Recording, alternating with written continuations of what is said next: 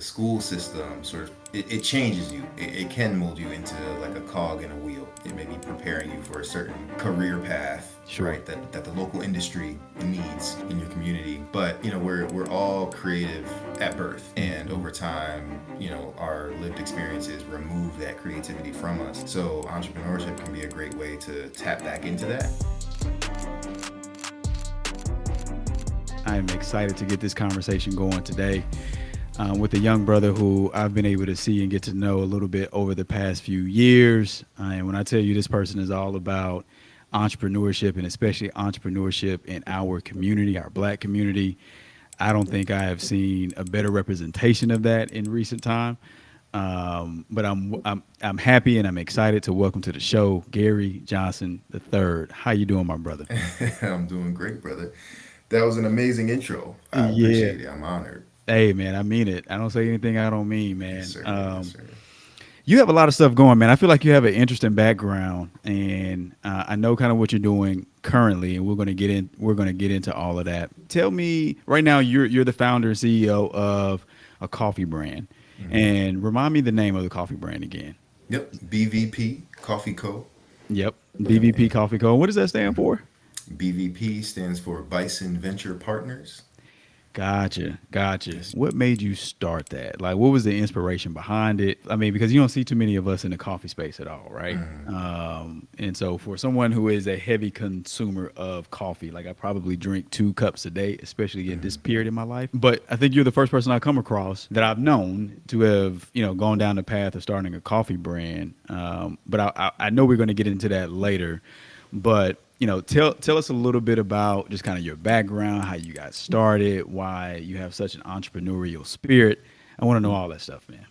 Sure, sure. I mean, yeah, there's a lot that has gotten me to this point thus far. But I give credit to my mother Mm, for inspiring me to be an entrepreneur because when I was in middle school, she was working as a single mom, um, had 3 kids, and was just hustling, yeah. doing what she had to do to provide for her family. So she was a real estate agent, but then also at one point in time in middle school, she started a property cleanouts business. And what she would do is she would rent a U-Haul truck, and on the weekends, she would wake us up early in the morning, pack us up in this truck, and we would drive around Philly, Chester, Hmm. Pennsylvania, and we would clean out properties, like literally scrubbing these houses from the floor to the ceiling, and taking all the stuff out of there, putting it into the trash, the dumpsters, and then even getting to keep some cool things. It was almost like a treasure hunting adventure in certain Hmm. instances. Um, but I got to see what it meant to be a business owner, from a young age. And she never called herself an entrepreneur. Hmm. The word entrepreneur, as far as I knew, was only something I knew from SpongeBob, where there was this episode where he talks about, I think it was like a chocolate bar, and they were Hmm. selling chocolate bars and they were entrepreneurs. That's all I knew about it. Um, but then eventually I got to college and just started exploring business. Even though I was an exercise science major, thought Word. I wanted to Okay. be a physical therapist. Um, I knew I was interested in business. I knew I was interested in leadership, and just like being the boss. Whatever I was Hmm. going to do, I knew I just wanted to be the boss. So ended up exploring the campus and finding all these different entrepreneurial resources, discovering the Venture Development Center on the campus of University of Delaware, and just started taking advantage of every opportunity because I saw that resources were being provided to people who were interested in using their creativity to solve problems. And then I found, oh, there's a whole study of entrepreneurship. You can study success stories, you can study the failures, you can see like what does it mean to actually start something from scratch and Hmm. and try to turn it into a real business or a company. So I sort of obsessed over that process, and I've worked on a lot of ventures. I built my creative confidence to the point where I've just experimented a lot, And on the campus is where I, one, joined the greatest fraternity in the history of mankind, Alpha Phi Alpha Fraternity Check Incorporated. them out. But also, was able to get access to funding and mentors and just people who have been there, done that, right? And even if they worked on a different business than what I was interested in doing, like I got to learn from people who were creative and visionary and were people like my mom, right? Who were just like, hey, like even if I'm not trying to be a founder who gets featured in a magazine or something like that, like I have a skill to be able to create value in the world and earn money doing the thing that maybe I'm passionate about or something I'm good at and be able to make a difference in one way or another. So that's where I get it from. Spent a lot of time just studying that process, and I'm passionate about teaching as well. So I teach entrepreneurship, and the first business that I started was actually a nonprofit called First Founders Inc. Yep. And it was a result of me being a black man, going to a PWI, studying entrepreneurship, trying to get resources, right? And like seeing, okay, there are disparities that exist in this space. I'm also at a great university, but I'm also at the same time doing work in the community. And I'm like, man, like there's young men in the community who are more creative than I am. Like they need access to the same opportunities, the opportunity to pitch their idea in a competition, to get some startup funding, right? To Yep. get access to mentors. So I sort of started with that perspective of just like, how do we use business, whether it's nonprofit or for profit, as a way to create opportunities for other people to tap into their creative genius. And it's opened up a whole lot of doors. And Yeah, just man. along the way, like I've experimented, learned how to use different tools, and I've worked on so many different types of businesses that anybody I mentor, I'm usually able to connect and say, oh, I've used a tool that does XYZ. You should look into that. That could be helpful for you. Yeah. That's super cool. A couple of things that you mentioned that kind of stand out, and it's funny how you pick up things when you're a kid, right, from your parents. They're like our first role models, and still for many of us, right? I know mine are. But my mom was an entrepreneur, and so I remember being I can't remember how old I was, but I remember her working a corporate job, and then she went out and started a staffing business, and she, did that for a couple of years, and she unfortunately got sick with she deals to this day still deals with lupus, and so that kind of set her down a bit, but she always had that entrepreneurial hustle, and that was the first spark for me. Now that I look back on it, I don't think I knew it and understood it at the time, but that was the first signal to say, yo, you can actually build something from scratch. And sometimes all you need to see is just a glimmer of it, right? Yeah. Yeah. And it seems like that's kind of a similar path Yeah, man. that you experience as well. For sure, for sure. And I don't give my dad enough credit. Thank. He he Yeah, same. instilled the leadership, in me, and to what it means to be a man of stature, to walk into a room and people pay attention and people listen Yeah. to what you have to say because they trust you, they believe you, and support them, right? So I sort of combine those two aspects. But yeah, you have to see it. You have to Yeah. see it, and sometimes it's not the people that you have a direct relationship with, but maybe you see it in a movie or on YouTube or you read about someone in a book. So, I've consumed a bunch of content to be able to learn from so many different types of people. Yeah, and I think you've gone about it the right way too, because and you mentioned this, you have tried so many different things that you can pull from various experiences. And in a similar fashion, this is probably, I don't know, my fourth business or something like that, or something that I've been a part of. I worked in corporate as well. But again, it's one of those situations where you don't necessarily know it while you're in it, but in the venture that you're in now, I'm sure, and with even with the people that you mentor, I'm sure there are moments where you're like, oh, remember that business I did 5 years ago, and I ran into this issue, or this particular process helped us out, quite tremendously. Now I can leverage it here. So I think it's extremely valuable that people just try, dibble and dab in as many different things as you possibly can, especially if you're young, especially if Yeah. you're young, and even if you're old. Like it's never too late. because there's so much value and so much stuff that you can learn in going through that process. Yeah. Yeah, and we are naturally creative, Yeah. So once I learned that, once I came to find, okay, like the school system sort of it changes you. It molds you into it can mold you into like a cog in a wheel. It may be preparing you for a certain career path, Sure. right? That the local industry needs in your community. But we're all creative at birth, and over time, our lived experiences remove that creativity from us. So entrepreneurship can be a great way to tap back into that. Mm-hmm. So that's super important. And like you said, like it doesn't matter if you're young or old. Like, I mean, I believe you have to create, otherwise you're dying. If you're Yeah. not creating, you're definitely on the way out. Yeah.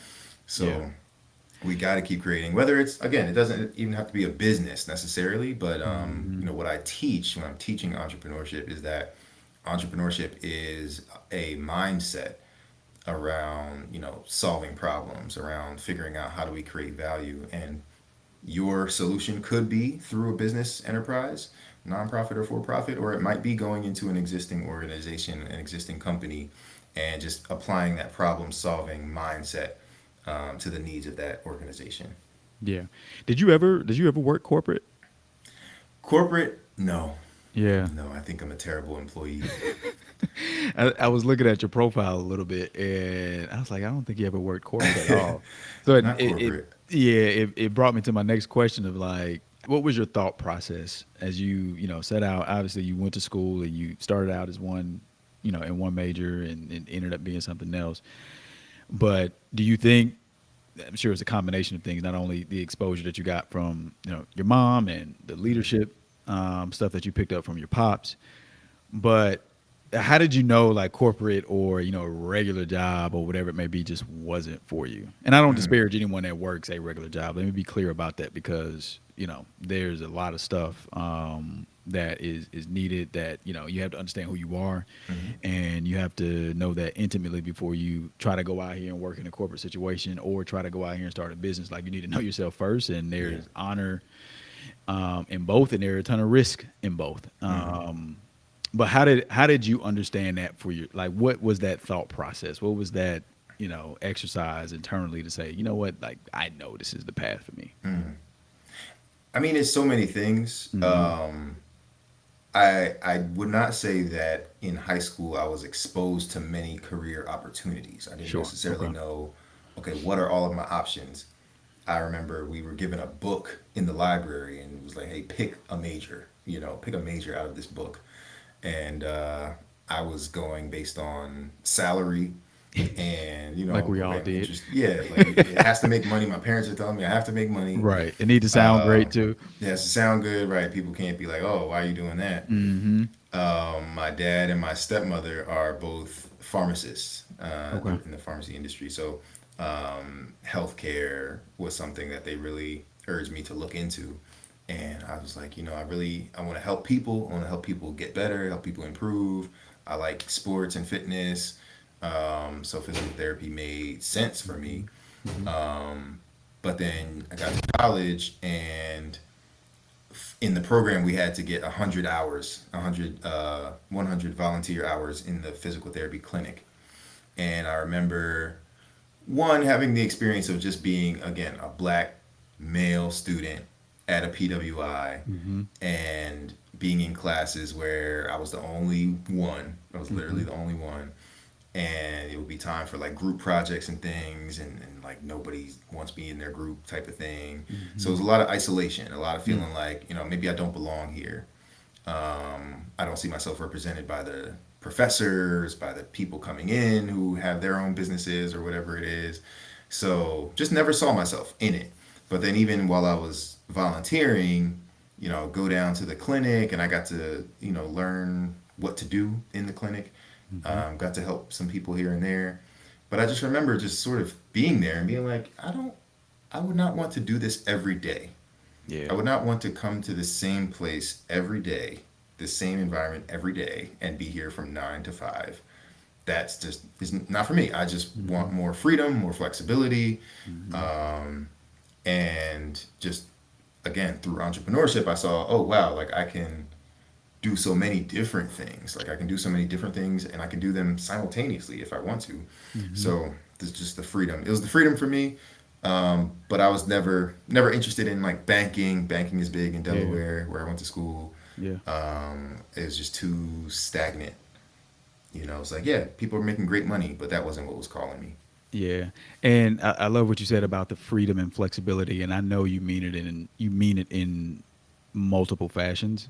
I think sometimes people get into entrepreneurship for the quote unquote freedom and flexibility, but for someone like you and how I think about it as well, it's really the freedom of like thought and creativity, and to be able to manifest something and create something from your own ideas, and to Mm-hmm. be able to build something around that and add value around that.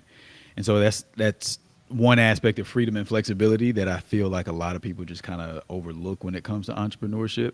Mm-hmm. Now, the other side of it too is like, yeah, you can work from wherever you want and you can set your own hours, but we all know like hours, Yeah, they kind of there's no you don't it's clock really in, no clock such out thing. type thing. Yeah. Right. Yeah. But it's the freedom to be able to do and have an idea to create things to galvanize people around certain concepts or whatever it may be, and to Mm-hmm. see them come to life, and Yeah. then to do that in a way that, again, like you mentioned, it creates value. But then you're also able to see other people kind of tap into that for themselves because of the work that you're doing. There's a tremendous amount of pride that I'm sure you have around that, and just to me, it sounds like that is a personal. For me, it would be something that would be something I would be extremely proud of, and I could say is like, this is a real success. Business success is important, Mm-hmm. but it's also just as important to see me help other individuals kind of manifest and create, ideas and enterprises and businesses that create value for others Yeah. based on my own experiences. And I think that's really a huge part that doesn't get talked about enough. Yeah, no, for sure. Impact, Impact. impact is the Yeah. word, and Well said. they say it Yeah. a lot in the nonprofit space, not so much in the for-profit. But yeah, impact is something that'll keep you going. Yeah, for sure. To see you affected somebody in a positive way, and yeah, that's what keeps me going. The first venture I ever did that I really like put out into the world and like executed on something Hmm. was organizing a pitch competition called the I Have a Dream pitch competition, Hmm. that I organized in Wilmington, Delaware, as a result of sort of reading in the news at the time. Wilmington, Delaware was being painted as Murder Town, USA. That's crazy. Murder Town, USA. And Netflix was literally about to do a documentary. They were going to come to the city and make a documentary called Murder Town, USA. And I was doing work in the community. I'm like, this is just wrong. Like, it's wrong to paint this city, these neighborhoods, these people in that light, Hmm. And I said, you know what, let's flip that on its head. Let's write our own narrative, and let's do a business pitch competition like similar to Shark Tank. Let's host it on MLK Day, and let's invite young men in the community, young black men, to present their creative ideas. Hmm. And let's have all of the judges be black men who are from the community, who started their own businesses or are investors. Um, and then let's invite the community to come see and hear these amazing ideas that these young people have, and then let's get them some money. We had a Hmm. $1,000 prize, and then a couple of other sponsors put in some different things. So that was the first time I put something out to the world like that, and honestly didn't really know the impact that it was going to have. I just Hmm. was compelled, like God led me to do that, so I was Hmm. just doing it. And after the competition, there was a mother who came up to me, and her son, I believe her son won maybe second or third place, a couple $100. And I just remember, I can still feel it. Like she grabbed my wrist in the hallway and just like stares me dead in my eyes. And she's like, "We need you. Mm. Like, they keep doing this. Like, this work is important. Hmm. This what you just did, like the impact you just had on my son, is like nothing else, right? So that alone, like that moment, that's how I knew, okay, supporting entrepreneurs, creating Yeah. opportunities, Yeah. like that's what I'm here to do. So Yeah. by any means necessary, nonprofit, for profit. And I can definitely share more about how, eventually that led me to starting a coffee business. Yep. Yep. But it's all really the same. It's really the same impact Yeah. I'm trying to create, just using different vehicles. Isn't it crazy, man, how sometimes I think sometimes we can have a tendency to undersell what we do, right? Mhm. I think that's partly a cultural thing and how we were raised. But I've noticed, and with even just more content that we have started to put out as an agency, right? Like you just really don't know who's watching Mhm. and who's looking at you from a standpoint like they don't care about the vanity side of it. They don't care how many followers you got. They don't care, that you're doing all these other things that most people or some people will deem as like major or big. But sometimes you'll get pulled aside and someone will have a conversation or you'll have a moment like you just described, which is like, yo, we need you, or yo, like keep doing what you're doing, and you're like, oh, I didn't even know you were even tapped in like that. Right. Yeah.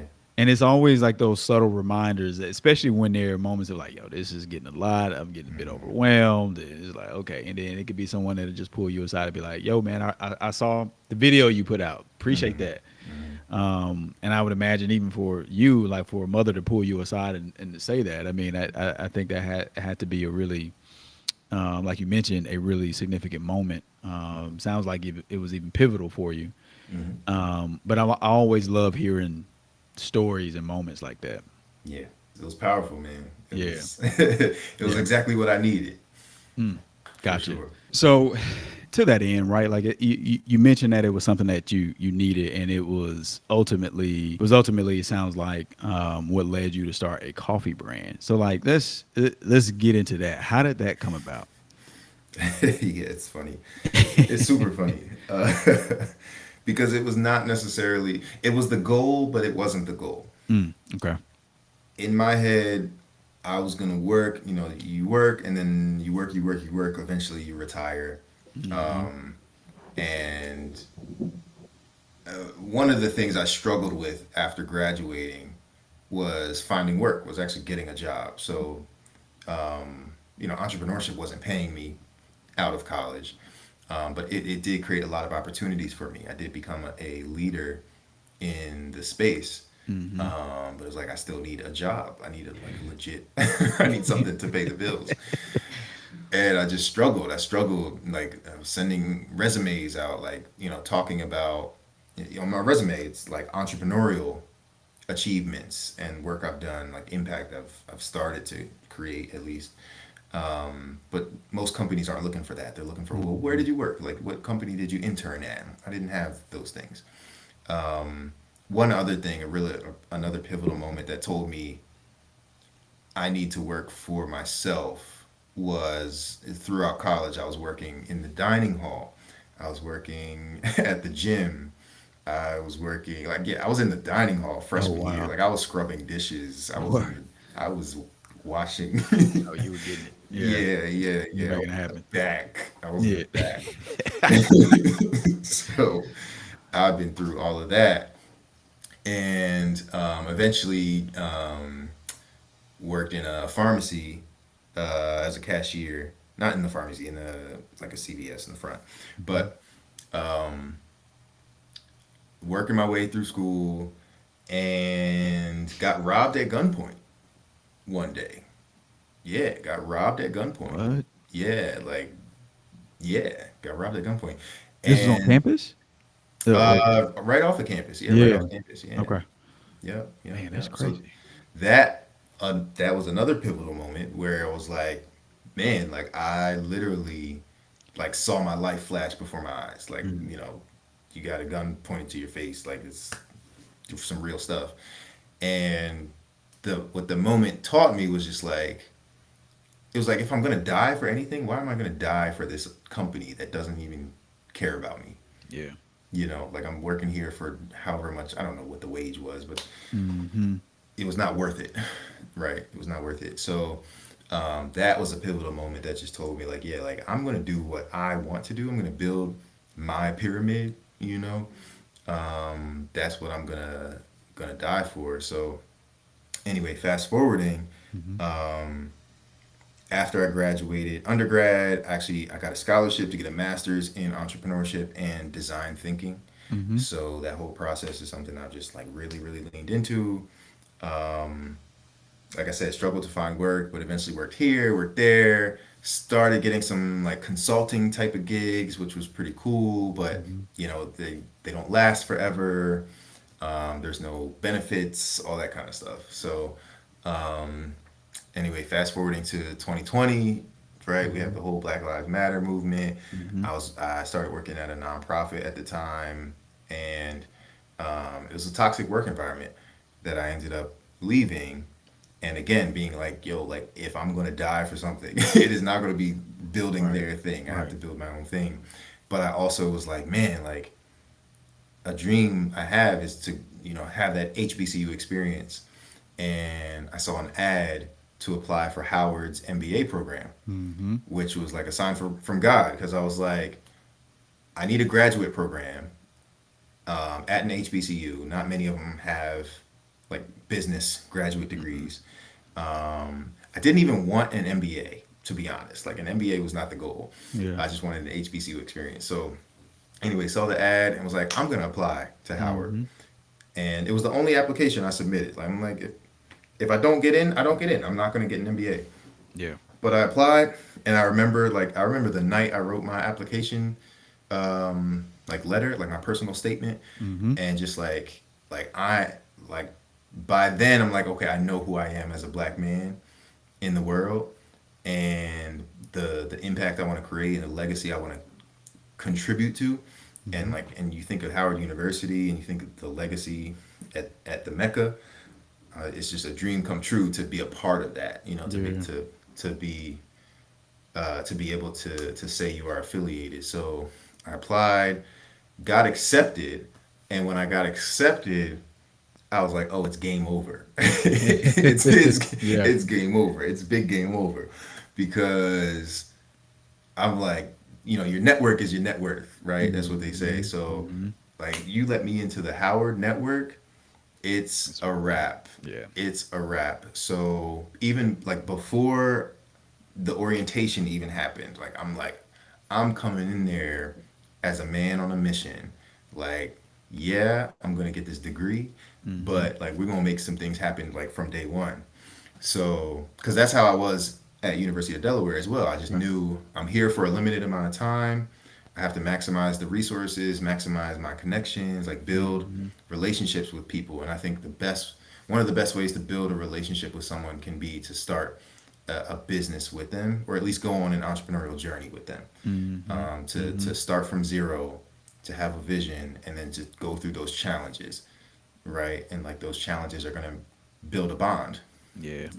More No times than doubt. not, you Yeah. may separate. The Yeah. bond might break. But hey, Mm-hmm. that's part of the journey. Mm-hmm. But it was a dream for me to go through that journey with other black people. In an environment where, unlike University of Delaware, I wouldn't have to shrink. I wouldn't have to try to compel people why solving these problems is important. Because at my PWI, Mm-hmm. I'm in the pitch competitions. I'm saying, hey, there's disparities when it comes to access to capital. Black women are the least funded group in Mm-hmm. America, but they're the most likely to provide, the returns investors are looking for. So how about we invest in black women? Like giving that business case, and being, that being returned with, oh, this is reverse discrimination, and why would we give you resources? Like what, Yeah. Yeah. talking to the wrong audience Mm-hmm. is Mm-hmm. what it is. But at Howard, it's no, these are my people. Everyone gets it. And then my pitch, my pitch is different then, because it's just like, hey, you have a skill set, you have a skill set. We know what the issues in our communities are, Right. so let's come together. And we started leaning into that African proverb that says, if you want to go fast, go alone, but if you Mm-hmm. want to go far, go together. So, literally, started a business called Bison Venture Partners. the Gotcha. bison being the mascot at Howard University. And Ah, yeah, leaning into that yeah, that's whole dope. thing, the whole Yeah. aesthetic of just like the black cowboy, like, blazing your own trail Mm-hmm. in the frontier. Like, this is, we have to forge our own path, and it makes sense for us to do it together. It won't be easy, but it will be worthwhile. Yeah. So Bison Venture Partners at the top is really a consulting business, Okay. but more realistically, it's an innovation studio Mm-hmm. where it allows us to essentially be an agency where we have a group of individuals, myself, my co-founder, other partners who we've met in our program, in our business Mm-hmm. program, and then just in our journey of just being HBCU affiliated, Yeah. of saying, hey, you have this skill set. You're great at marketing. You're a lawyer now. You are a designer. You are great in spreadsheets, right? So Yeah. it's like, Yeah. how do we look at the problems in our community, like lack of access to capital for small businesses, or lack of access to scalable technologies or marketing resources, whatever it might be, and say, okay, let's identify the people in our community who need help, and then let's see how we can position ourselves to support them. So Now that's these how it look like started. startups or even established businesses, both. Honestly, both. Yeah. Okay. Yeah, we think about your local brick and mortar, whether Yeah. it's a barber shop, a local, grocery store, Yeah. even. Yep. Okay. But then, yeah, also looking at the innovative technology founders. But yeah, just Mm-hmm. knowing our community needs both. We need Yeah. all of these things, right? Yeah. So not feeling like we need to pick one or the other. But just and then, like, for me, being a creative, it's like, okay, I want to help other people, but then at the same time, like, I have ideas. Yeah. So that's why I say we're an innovation studio, because there are going to be external people who come in, who we support. We provide consulting services, mentorship, and guidance. Mm-hmm. Sometimes funding. We do micro Mm-hmm. investing. Mm-hmm. But then we have our own ideas that we may want to develop internally and potentially spin out, just like the university does, right? Yep. Just like a lab does. So the original concept was a marketplace for HBCU affiliated entrepreneurs, Mm. where we were saying, okay, like, it would be really cool if we could amplify all of these businesses that are founded by HBCU alumni Mm-hmm. in one place, and just show the Mm-hmm. world, like, this is what HBCUs produce, whether Yeah. it's the makeup lines, the shoes, the fashion, all this stuff, Touch the everything, man. CPGs. Yeah, like, put it in one place and just show the world what it is, but then use our skill set of leveraging technology to help those brands be amplified, right, and reach new audiences. So we started building that out, and in that process, very early on, I was like, we should sell our own product in this store so we know how the system works and we can work Mm-hmm. out any bugs and kinks. And I figured out a way to drop ship specialty coffee. Okay. Two terms that I really wasn't familiar with. So Yeah. drop shipping was like, I've heard of drop shipping, but it was always from like these weird guys on Yeah. campus. Yeah. I'm For like, sure. y'all are Yeah. like some scammers. I don't know what y'all are talking about. Like, it's just Yeah. I've easy. seen Like, you don't plenty of even those, need, man. Oh my god. yeah, you don't even need the inventory. You just press a Right. button and whatever. But then I started to learn what it actually is, right? And I started to see, oh, it's actually genius, and Mm-hmm. if you're creating real value in the world, like, drop shipping can be a great model. It is a solid business model. But I found a platform where we were able to source specialty coffee, which is like better than premium grade coffee, Mm-hmm. literally better than what you'll get at Starbucks or Dunkin' Donuts. It is coffee that is grown by what are called smallhold farmers. Okay. So it's more like a craft product. There's a lot of attention to detail that goes into growing these coffees at high altitudes in essentially small batches. Yeah. Yeah. You Yeah. know, so so yeah, found this coffee, ordered a sample, and it changed my life. It was like, Huh. this is the best. This is the best coffee I've ever had. Uh-huh. It's incredibly fresh. So how the system works is, different roasters across the country that we work with have the green coffee beans that they source from different coffee farms around the world. Mm-hmm. Which, by the way, most the vast majority of coffee is not grown in America, Right. but America consumes the most coffee. Mm-hmm. And this is not to get off on a tangent, but reasons why things like tariffs and global trade wars are things that hurt Americans Mm-hmm. when we Mm-hmm. uh, think in those ways. So anyway, tried the coffee, loved it, put it up in our store, and we were hitting some technical challenges as well, where it was like, man, it's really difficult for us to like tap into the inventory of these other stores and manage the customer experience to make sure it's seamless across the board. So it was just a Mm-hmm. lot of things, a lot of moving parts. We got invited to do a pop up shop to sell our bagged coffee somewhere. And it was the first time that I ever had a physical product to sell in person. Like I had never like tabled and sold products. Like I knew people Mm-hmm. that did that, but like Mm-hmm. it was never my thing.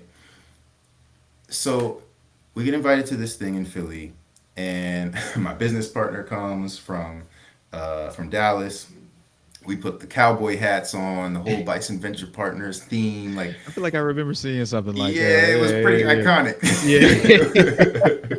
It was pretty iconic Yeah. Uh-huh. in West Philadelphia, so we Right. call it Wild West Philly. And I bought like a coffee, not even a coffee cart, but like a little stand, like a wooden stand Mm-hmm. that has on wheels, and rolled it into this co-working space.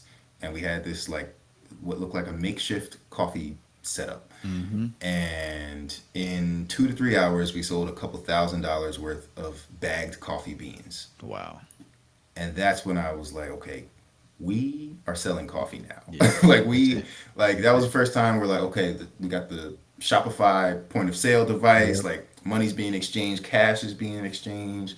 Like Mm-hmm. it was a great feeling to be able to be in community with people, to tell an authentic story. We're talking about Howard, right? We're Mm-hmm. teaching Black history with our products. We Mm-hmm. put 1867 on the bags, which is the founding year of Howard University. Also Morehouse College. Mm-hmm. Also several other HBCUs. It's actually Mm-hmm. the year with the most number of HBCUs founded in a single year. So there's a lot of rich history in that year. So we put it on our bags. And when people are asking what makes your coffee unique, well, we donate $1 from every bag that we sell to HBCU scholarships, Wow. because we got our start at Howard. Yeah. And actually, me and my co-founder, like technically, we've dropped out. Mm-hmm. We're gonna go back and finish our degrees, but we started this business in school. Yeah. We've been through a bunch of trials and tribulations, and we had to put school on the side, on the back burner. But even while at Howard, we're like, man, like this university needs and deserves so much more. Yeah. And every HBCU needs and deserves so much more. So how do we use entrepreneurship as a way to contribute, to give back in that way? Yeah, that's an incredible story, man. So a couple things that kind of jump out to me. One is, congratulations, kudos to everything that has gone into getting to this point, because I know it ain't easy. Yes, sir.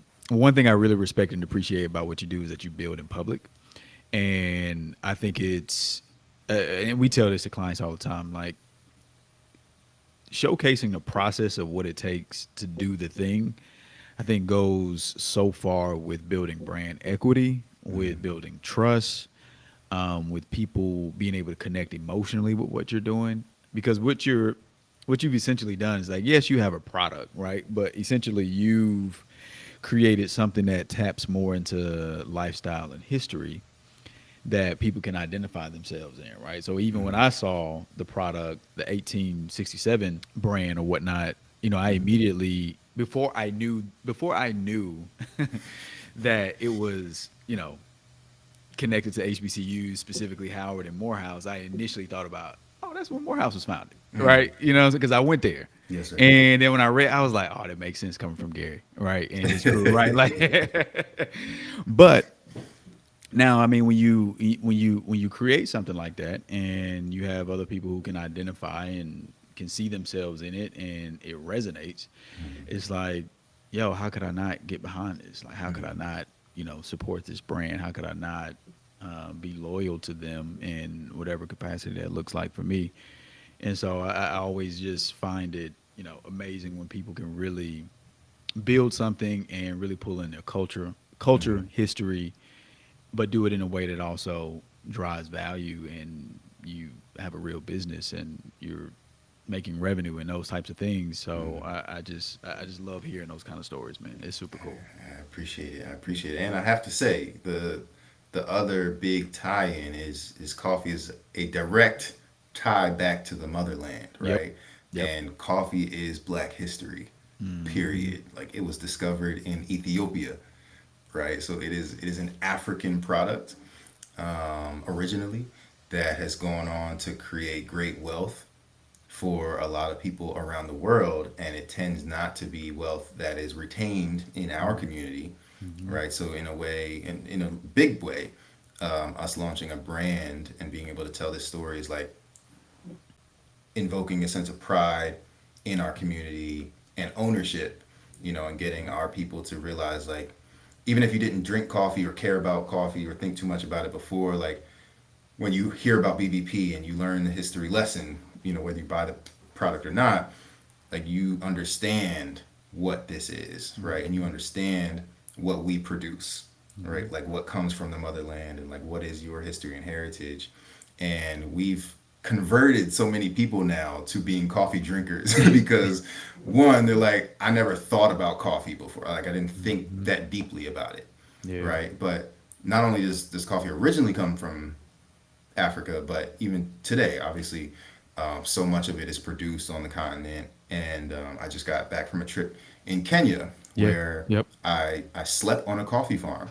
I What? toured a farm called Solai Coffee, and I've built a direct trade relationship where now we're going to be moving from we're growing, the business is Hmm. growing. So before we had other people roasting our coffee, we didn't always know like the whole process of like where it came from. Hmm. I was washing that coffee myself. I I put my feet in that coffee. When people say I put my foot in it, when Yeah. something is good, like I put my foot Literally. in that coffee for Yeah. real. So, like, I was with the farmers, and it's primarily black women, African women on these farms, picking the coffee cherries one by one, like by Mm. hand. Like by hand, they're picking these individual cherries, and like it's a huge manual process that goes from turning that cherry into the black liquid you have in your cup that so many people just enjoy Yeah. every day, but maybe take for granted. Don't think too much about it. Hmm. But with this product now, right, through entrepreneurship, we're able to tell that story, and when we're making money by selling our bags in the Hmm. U.S., that means that people in Africa have better paying jobs. It means that they're able to send their kids to school because they're able to make a living wage by working on a coffee farm, and that's education, right? So always everything for us is just coming back to education, whether it's us educating Black Americans or anyone else about Hmm. Black history and coffee, or if it's creating opportunities where the coffee farm in Kenya is able to, have their employees, their staff send their kids to school, but Hmm. also right by the farm there's a primary school that the farm supports, and we're trying to do more so that we can make sure that kids have access to books and access Yeah. to. They don't even have a cafeteria. Like we want to sell as much coffee as we can so that they can build a cafeteria, because the kids right now get their food, they sit outside. If it rains, they have to go run under a tree, run and find somewhere, Man. somewhere dry to eat. So it's like we take so many things for granted, but again, entrepreneurship can be so much more than being extracting, right, and just Hmm. trying to capture as much money for ourselves as possible. But again, going back to impact, it's like, how do we create something where everybody along this path is benefiting? And if we can make $1 million doing it, great. But Hmm. I'm the type of person who's just like, yeah, that money's not gonna sit in my bank account. Yeah, I'm gonna have some investments. We're gonna make our Right. investments. We were gonna build wealth. Yeah. Yeah. But the people, everybody got to eat.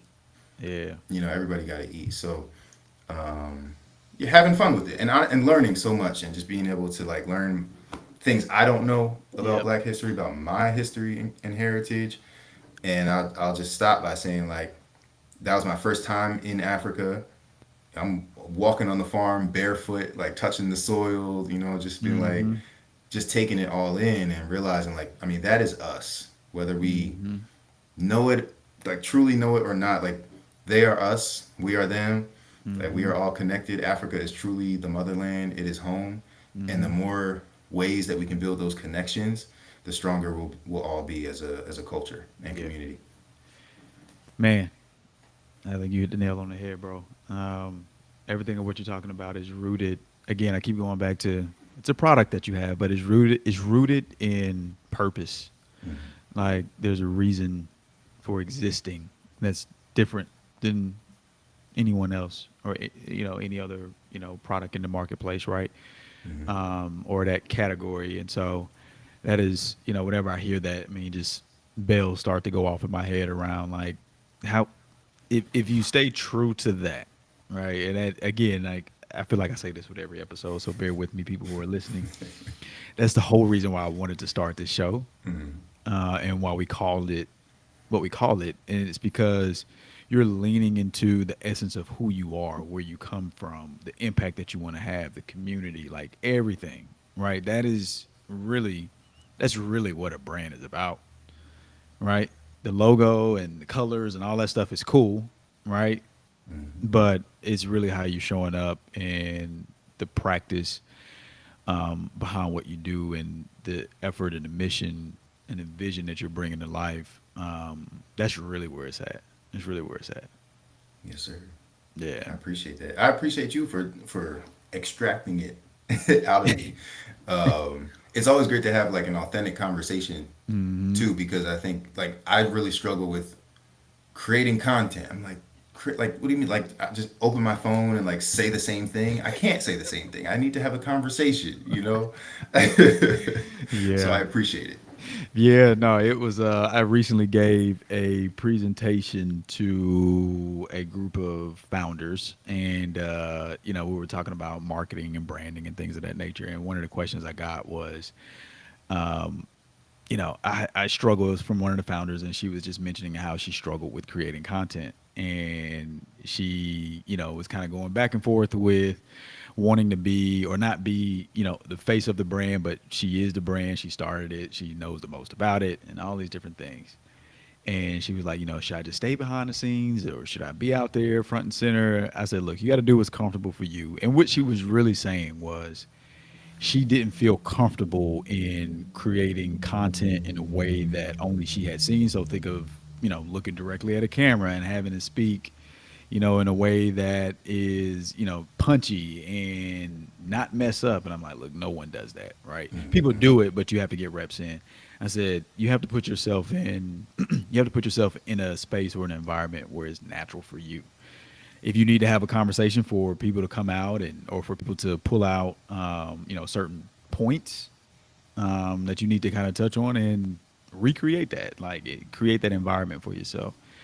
But trust me, man, like we've been doing more and more content and it's a lot like you've been around us for a while, like we do it for so many other people, and then the moment you have to do it for yourself, you're like, I don't know how to do this, Yeah, right. right? Yeah. Yeah, man. But no, keep doing what you're doing, brother. Is like you said, I'm gonna reiterate what that mother said to you. Like you're needed. You are, doing something that's special, man. It's God's work, and any way that any of us can support, just say it. Say the Yes, word. sir. And I know you will. You definitely will. Yes, sir. Yes. Yeah, and I will right now at this Yeah. very moment. Uh huh. Actually, yes, sir. We are actually fundraising. We are currently A word. fundraising. Okay. So, anyone in our community can express interest in Mm-hmm. investing in BVP Coffee Co., potentially owning a piece of equity Yeah. ownership in the business. So, if you visit our website, it's bvp.coffee. Right on the homepage, there's a button that says Invest in BVP Coffee Co. You can click that button. You can learn all about our investment campaign. But we're using a platform called WeFunder that allows everyday people to invest as little as $100 if you'd like, or more, up to $2,000 if you would like. But you can invest in BVP. You can invest in any number of a bunch of other small businesses, Sure. Okay. technology startups. But we really want to. I mean, one, we need funding. We need funding to grow the business. but we want to do it with community, right? We're not going to investor. We're not going to venture capitalists. We're not going to the banks. We're going directly to our customers, our supporters, the people that believe in us, and we want to see if we can raise a couple $1 million from the people, Work. Okay. and use that people power to take the company to the next level. That's incredible, man. Thank you for sharing that. Yeah, thank you for sharing that. What and I'll leave you be after this. I try to ask people. Well, two other questions I have for you is kind of to that end. What is I know you're building the business now, and it's hard to say what the end game looks like. But do you have an idea of what the end game looks like? Like, what do you ultimately want to do with BVP? Yeah, man. I mean, it's ownership really Yeah. is the goal. So owning the supply chain, owning the manufacturing. Like we started as a website, right, drop shipping, but I want us to build a roastery, an innovative roastery using electricity as opposed to gas, which Okay. harms the environment. Building the next version of what they call a third space, right? Like Mm, the place where people go outside of home and school and church, maybe. yeah. Yeah. But that cafe experience that combines, like, to me, it's a bookstore, it's the library, it's the cafe, it's the co-working space, right? It's the community hub. It's just a place where you can feel like you're home, you feel like you can learn something, you can enjoy quality products, that you're not being sold, you know Hmm. chemicals and toxins and things, but owning the infrastructure where we're importing the beans. Maybe even we own some farms, right, in other countries. But owning it, not Hmm. being uh, beholden to, like, other people's systems. Yeah. There's so much opportunity that we have, especially with, like, technology today. Like, you can use AI to tell you, okay, how do I build my own Shopify store without using Shopify? Like, how do I build Hmm. it from scratch? And it will tell you, it will give you It'll the tell you. code. It'll So, give you the like, answer. we truly have everything we need. And for me, it's just like, especially after the Africa trip, it's just like, it's not artificial intelligence that we need to care about. It's ancestral intelligence. And the fact that people are still trying to figure out how we built the pyramids tells you, like, it's in us. It is already Hmm. within us. We just have to know that and tap into it. Um, and we have to do it together. It's all about community. So that's it for me, man. Just continuing to go to grow, to build the pyramid. That is Yeah. the Yeah. Yeah. goal. No, you on I the don't know right how path. big it's gonna be, but we just gonna build, and we just it's not about taking anything over. It's not about Hmm. making anybody else smaller. It's just like, this is our pyramid, Hmm. and hopefully other people along the way build their own pyramids as well. Yeah, man. What you're talking about, man, is like just true scale and scalability. I don't think like we as people talk about that enough. Where it's okay, it's one thing to start a business, but then to look at your business in a way that's vertically integrated with the entire supply chain, like you mentioned, to where you may start with this one piece and this one component, and then there's something that happens downstream that you've historically had to rely on to be able to sell the thing that you do. But then getting the first part of the business to a point to where now you can invest and start to deploy resources and getting the next piece and then the next piece, and next thing you know, you've owned and created something that has five stops, seven stops, five, seven different businesses. Now you're talking about sustainability. You're talking about wealth creation, in a true way. And like I said, I mean, folks outside of our community have always done this. Um, it's just we're now getting around to the space of being able to think about it fully and smartly and intelligently. And so I wanted to make sure I stuck a pin in that piece because I think that's a really powerful takeaway for sure. Yes, sir. Yes, sir. I appreciate it. Yeah, man. Well, I'll let you be, brother. I appreciate it again. And I know you kind of shared this information with us already, but definitely tell us everywhere where people can find you. IG, LinkedIn, website, Give us the whole Yeah, nine. yeah, yes, sir, yes, sir. So you can find me personally, Gary Johnson the third, GaryJohnsonIII, everywhere, Instagram, LinkedIn, TikTok. But then BVP Coffee Co. everywhere. Website is bvp.coffee, and on that site you'll see different links to different places, but our investment campaign is on there. If you want to go directly to it, it's WeFunder, WEFUNDER.com/BVP Coffee Co. You can check out our campaign there. And then separately, we have a newsletter on Substack. Okay. So we post a lot of content there. So that is bvpcoffee.co. So just a different website you can visit. But on there, we're going to be launching our podcast, which is called Free Breakfast. Oh yeah. Free Breakfast is based on the Black Panther Party's Free Breakfast for School Children program. So we're having fun. Again, leaning into ancestral intelligence, remixing it for the modern day. And then quite literally, we'll be hosting live events where we will provide free breakfast to people who show up while doing live podcast recordings, having educational sessions during those sessions, interviewing entrepreneurs, important people in the community, all that kind of good stuff. Love it, bro. Love it. Again, man, I appreciate you joining. Man, Yes, kudos sir. to you. All the best of luck. Yeah, and we'll be sure to get everybody, or to make sure everyone stays tuned in, and we'll share those details also in the descriptions. Again, man, thanks for the time, and can't wait to see you just continue to grow and develop and flourish, but as I know you will, man. I've seen you operate long enough to know you the real deal. So. And same to you. Same to you. I'm looking forward to continuing to watch these episodes as they come out, and seeing the growth of the podcast and everything. So I appreciate your consistency Yeah. and the quality that you produce and put out there. That is, I have a great model to look at and say, okay, that's the standard. Oh man. All right. I appreciate it. I received that. I received that. Yes, Well, cool sir. beans, brother, man. Enjoy your weekend, and man, we'll be seeing you soon. All right. See you soon. right. Appreciate you, brother. If you enjoyed this episode of the Heavy on Brand podcast, be sure to like, subscribe, and hit that notification button. If you need more information on all things marketing and branding, check us out at thecarbonthread.com.